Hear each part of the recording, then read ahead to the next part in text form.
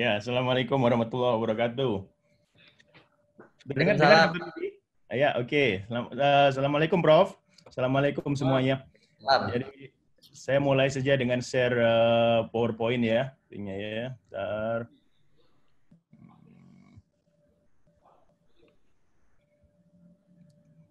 Oke.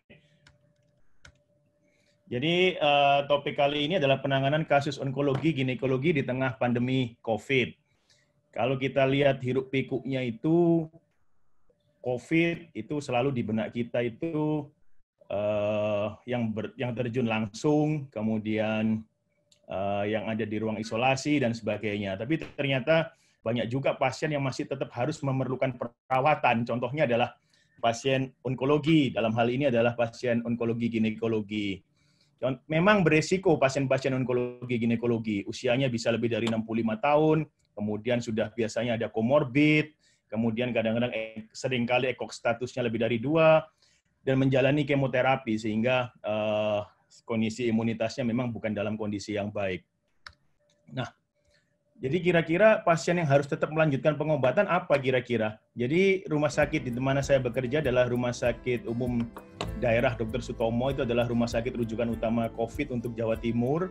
Jadi memang belum merupakan rumah sakit khusus merawat COVID, tetapi juga rujukan utama COVID, sekaligus juga rujukan utama tersier untuk kasus ginekologi-onkologi. Jadi pasien yang tetap melanjutkan pengobatan, pasien baru jelas, karena pasien baru memerlukan decision. Kemudian pasien rekuren yang dengan keluhan, biasanya tetap melanjutkan pengobatan. Kemudian pasien kemoterapi, biasanya tetap melanjutkan pengobatan.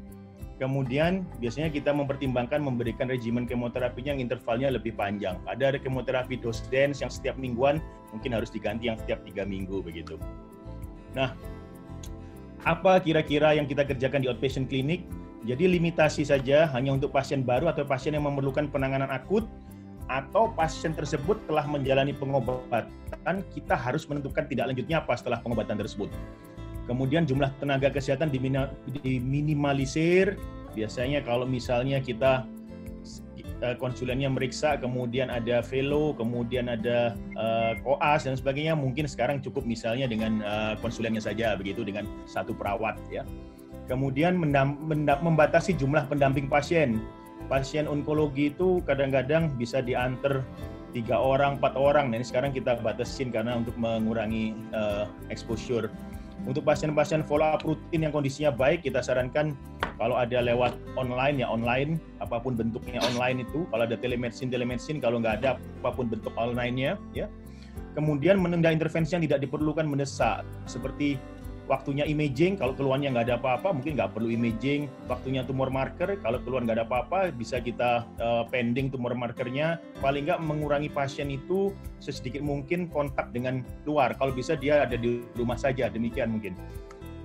Nah, kalau mengenai batasan operasi, di kita rumah sakit rujukan tersier ini masih mix memang, rujukannya utama untuk COVID, sekaligus rujukan utama untuk kasus onkologi untuk se-Jawa Timur.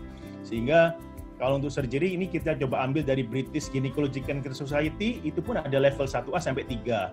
Dari American College ada emergency, safe, delayed surgery. Nanti kita lihat satu-satu ya. Dari Amerika pun ada non-urgent, semi-urgent, dan urgent.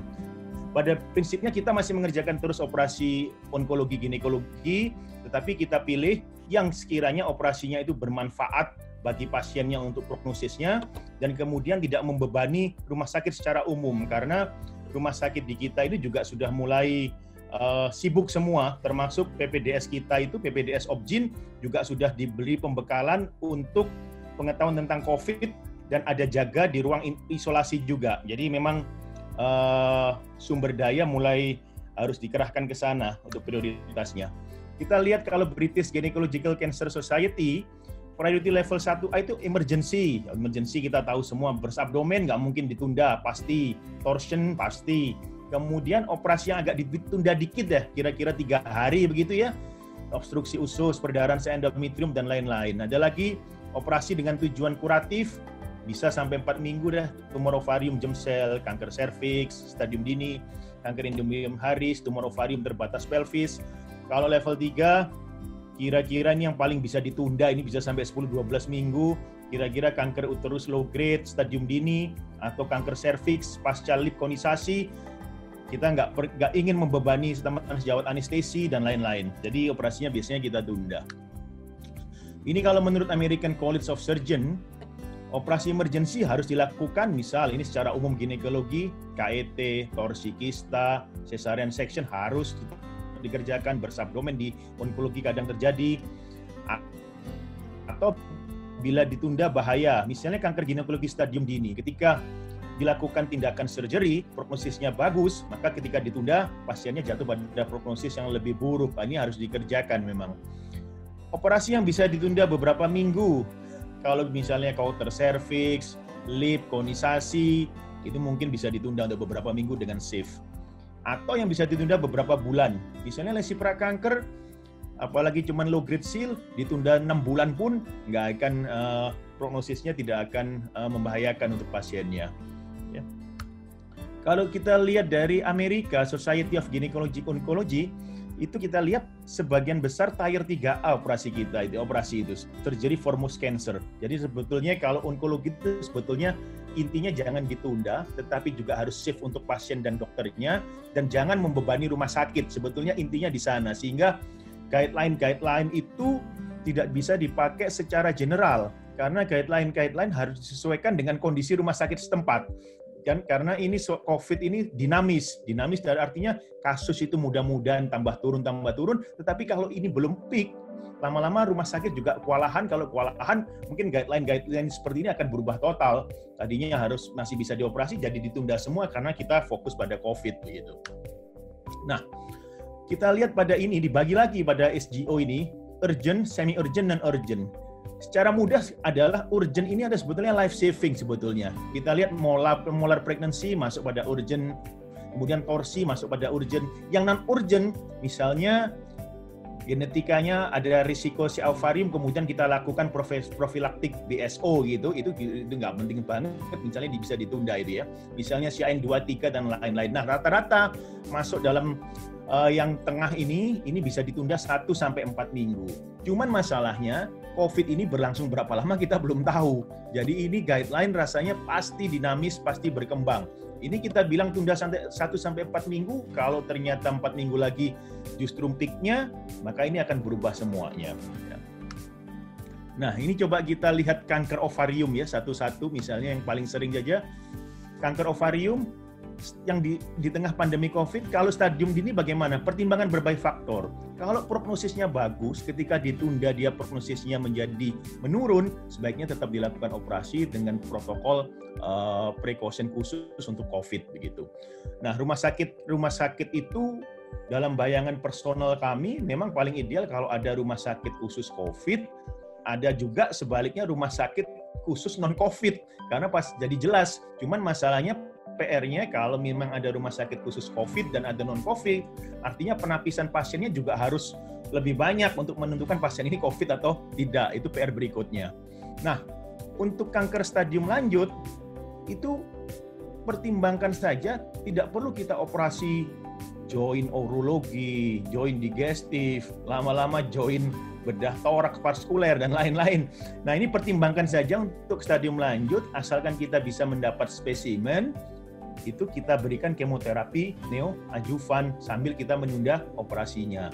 PR berikutnya adalah bagaimana kita mendapat spesimen patologi se-less ekstensif mungkin, yaitu kalau bisa dengan fine needle aspiration biopsi, kita lakukan FNA. Tetapi kalau nggak bisa, itu PR selanjutnya memang. Tetapi karena kita memberikan kemoterapi neoadjuvan, harus ada hasil patologi, at least sitologi berupa FNA. Nah, kemoterapi neoadjuvan kalau misalnya sudah 3 kali diberikan, normally akan kita evaluasi, kemudian kalau membaik, akan kita lakukan optimization surgery, artinya kita lakukan operasi ulang untuk membuat residunya menjadi minimal. Tetapi di tengah pandemi COVID, ini bisa ditunda sekali lagi, bisa diberikan sampai 6 siklus. Jadi tidak usah 3 siklus kemudian operasi, tapi diberikan sampai 6 siklus. Cuman PR berikutnya lagi, kalau sudah diberikan 6 siklus ternyata pandeminya belum lewat, ini pasti akan jadi beban di kemudian hari. Nanti kita lihat, mudah-mudahan segera berakhir. Karena kalau nggak berakhir akan numpuk semuanya. Nah, kemudian setelah 6 siklus, baru kemudian dilakukan operasi dan dianjurkan diberikan 2 siklus lagi. Jadi total kira-kira 8 siklus diberikan. 6 siklus operasi, kemudian 2 siklus. Nah, pasien pasca kemoterapi adjuvan, biasa ada yang memberikan maintenance terapi, targeted terapi, dan lain-lain. Ini kalau bisa dipending dulu saja, karena semuanya itu targeted terapi dan maintenance terapi, kemoterapi, itu bisa membuat pasien itu mendapat komplikasi sehingga pasiennya harus masuk ke rumah sakit, misalnya leukopenia, trombositopenia, bleeding, dan lain-lain. Sehingga kalau pasca kemoterapi adjuvan nggak ada keluhan apa-apa, free of disease, follow up saja tanpa terapi maintenance gitu. Ya. Nah, kalau kanker ovarium rekuren bagaimana? Ini kalau kita menjumpai ini, tetap harus kita lakukan penanganan, tapi pertimbangkan pemberian kemoterapi. Kita nggak usah mikir operasi pada kista kanker ovarium rekuren. Kita nggak usah mikir operasi, karena apa?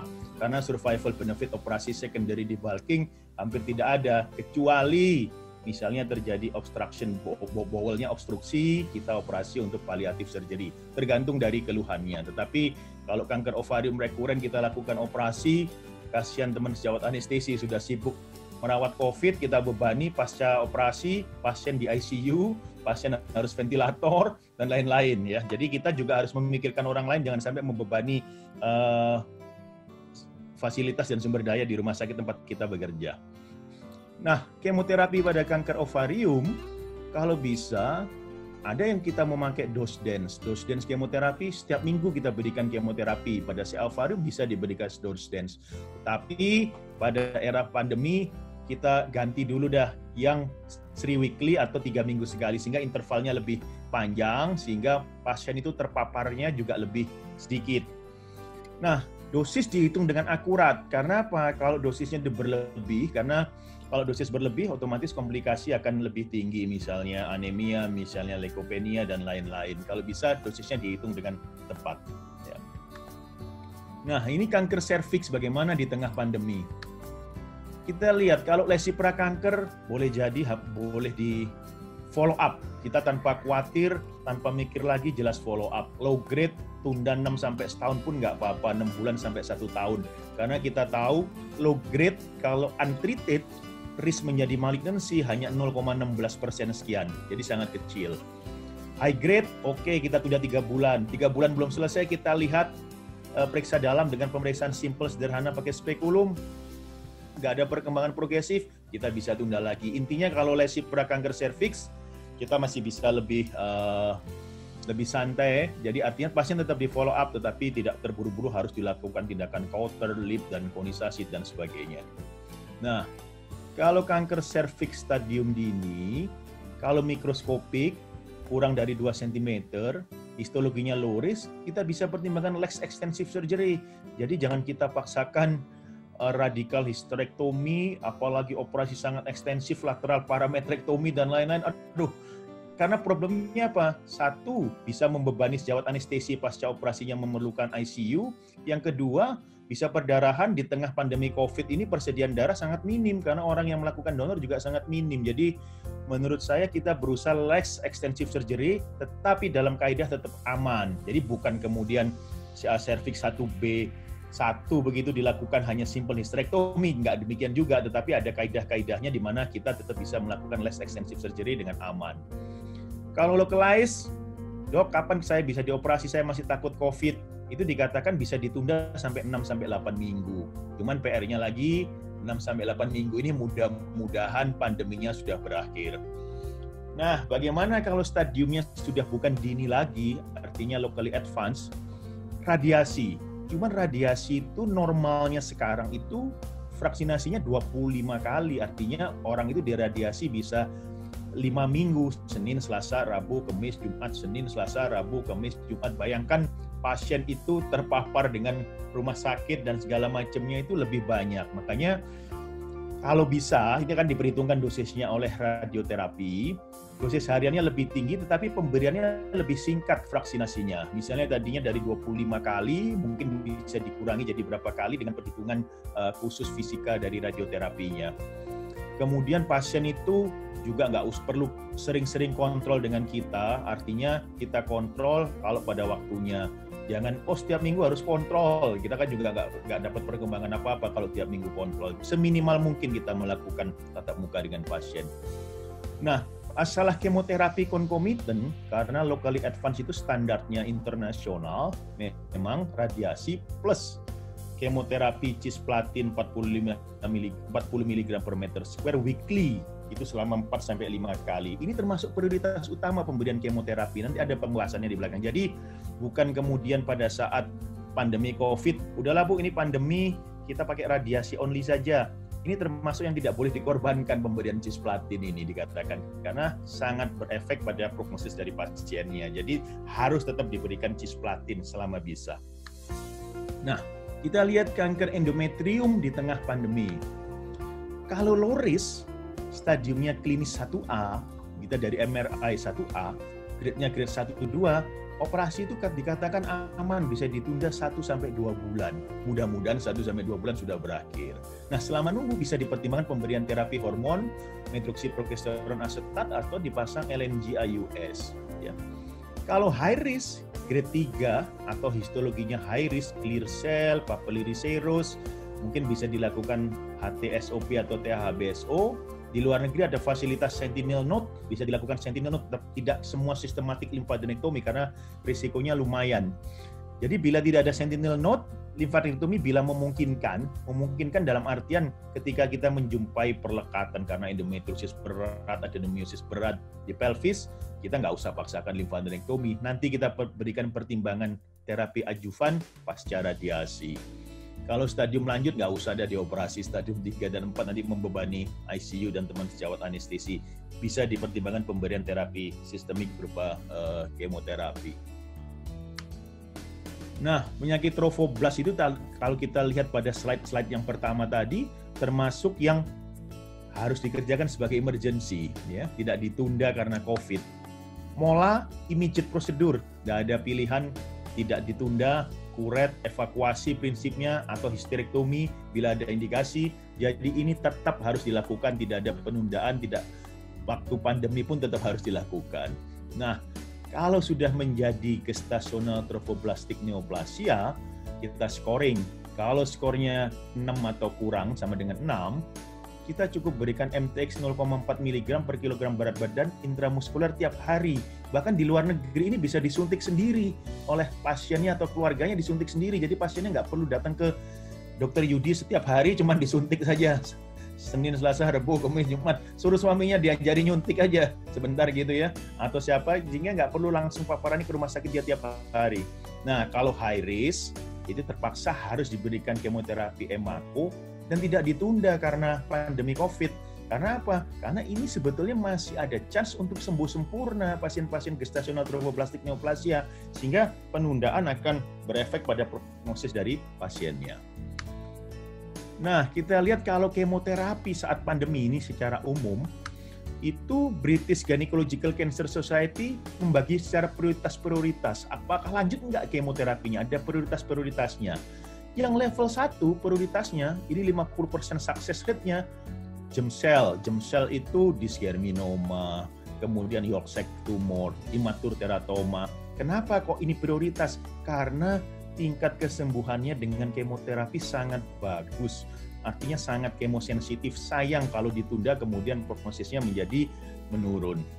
Kemudian kemoterapi untuk gestasional trophoblastic neoplasia juga harus diberikan prioritas level 1. Karena apa? Kesempatan sembuh sangat besar, sembuh sempurna complete remission sangat besar.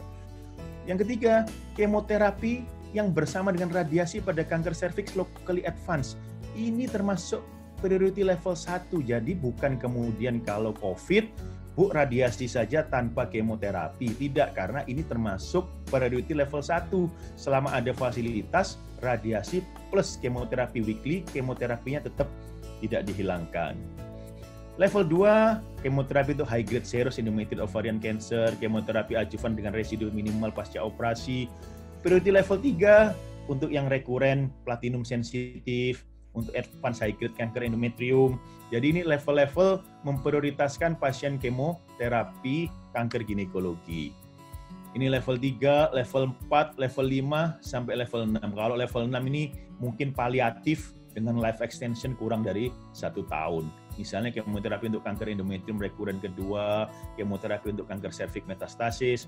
Nah, ini tergantung masing-masing rumah sakit juga berbeda. Kalau memang fasilitas dan kapasitas rumah sakit tersebut untuk pasien-pasien ginekologi onkologinya besar, tidak mengganggu lainnya, mungkin ini bisa sampai diberikan sampai priority level 6. Tapi dikala kita punya keterbatasan, terpaksa kita men-triage pasien, mungkin ini priority level 1, level 2, level 3. Ini gunanya kita membuat priority level.